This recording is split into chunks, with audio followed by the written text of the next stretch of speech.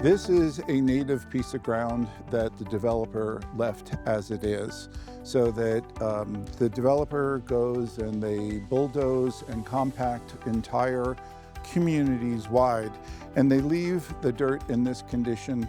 And as you'll see later in the video, there will be other places that we have amended. So as an example, if I take this shovel and I jump on it, I weigh 300 pounds and that shovel went absolutely nowhere.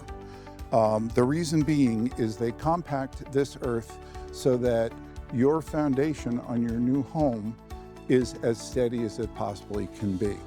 Now, if I walk over here and this ground has already been rototilled, and that's the rototiller behind me.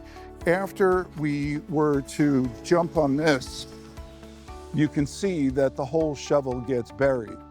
And what we're doing when we do this is to create space for the roots of what's ever going to be planted here. The place I jumped on a second ago will be where gravel will go.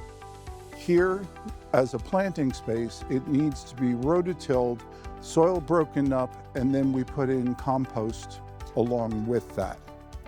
Now, if we look over here, we can see where the compost gets, you break up the soil, we add 3 inches of compost. This is actually the overspillage, but this dark, rich organic matter gets added to the soil so that the soil is started biologically along the right process.